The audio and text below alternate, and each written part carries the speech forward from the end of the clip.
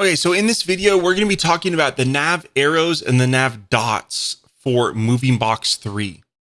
So here I have a very simple slider. Let's have a look at what it is.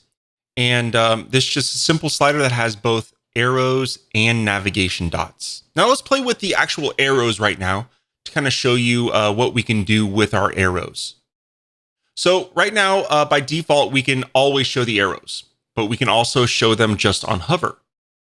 And when we turn on just on hover, when we hover over our slider, then the arrows will be displayed. We can do, if you notice here, we can have the arrows shown as blocks or just show the arrows only. You'll notice when we turn on the block arrows, we actually have a couple more options for settings for colors and sizing. So the arrow color and size should be pretty obvious, allows us to customize the color as well as the size of our arrows. So we can adjust the size of these arrows.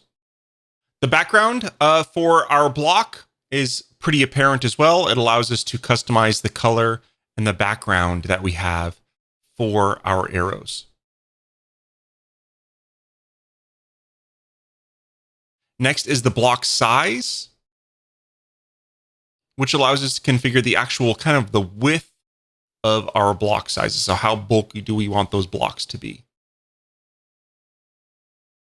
Next, after we get our color and sizing all situated, you'll notice that we can actually define the actual arrows themselves.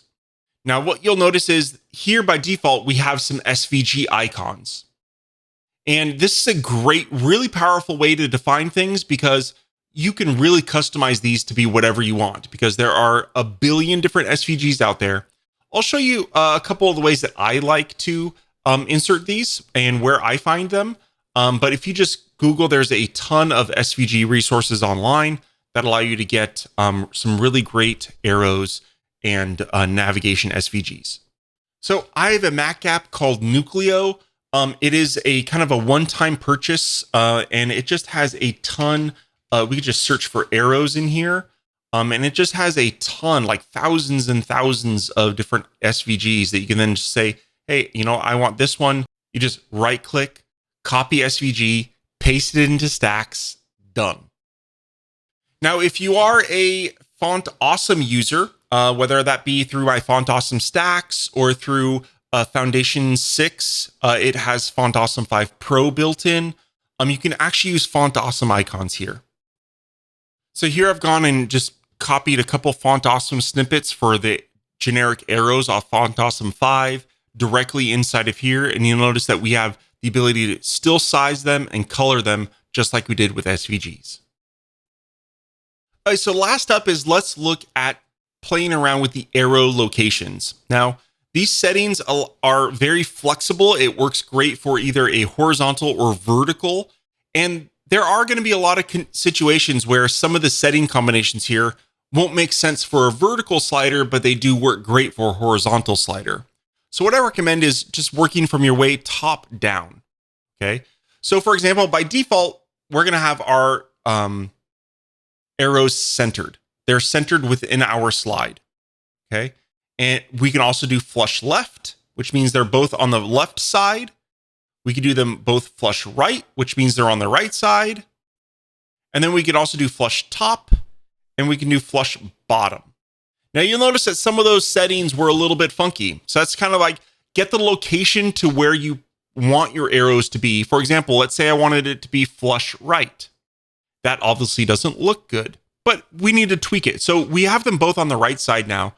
So we want our horizontal position to be on the inside edge, because I do, but then we want our vertical position to be on the inside edge as well.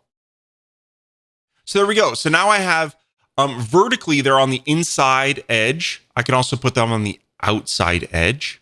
Okay. But I think, let's say I wanted them on the inside edge. Now this works great probably for a vertical slider if these arrows were up and down rather than top or left and right. So you'll see if I change these arrows to be up and down, these positions now make perfect sense. So I wanted them flush right. I wanted them horizontally on the inside edge, not on the outside edge.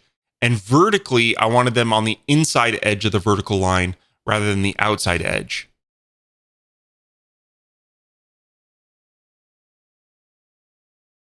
So again, always start from your location and then work your way down to fine tune the horizontal and vertical positions.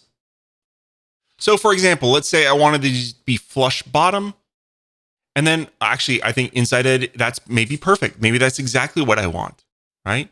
Or flush top, right? So you see there's a lot of really good flexibility here. There's also a lot of custom options here as well. If you want to do exactly put the exact pixel percentage or the pixel width from the edge, you can do that as well.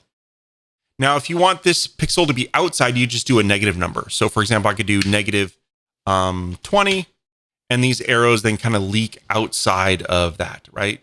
If I did negative, let's keep going. That way, that's how we can kind of go outside. Now let's dive into our navigation dots. Just like our arrows, we can actually always show them or only show them on hover. We have the ability to show just the dots and numbers, or just the numbers. And as you see, some of our color options change as we go down, depending on if we want dots and numbers, we can color both the dots and the numbers. You'll notice that there are two columns because that allows us to define the default dot color as well as the current active dot color.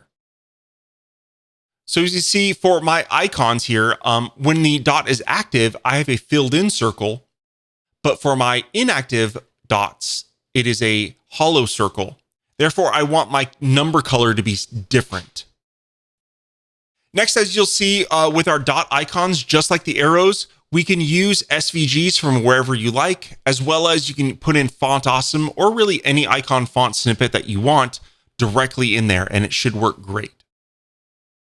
Now, the dot location is very simple, a little simpler than the arrows, because essentially what you would do is you set your alignment, whether or not you want center, left, or right.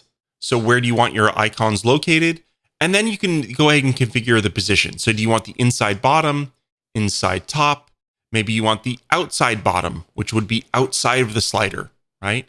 If you wanted inside right. So earlier when we had those vertical arrows, this could look great where we have our top arrow, our bottom arrow, and then the icons are all centered within those arrows as well. So we have inside right, we have outside right, outside left. So we have basically all possible locations of your dots.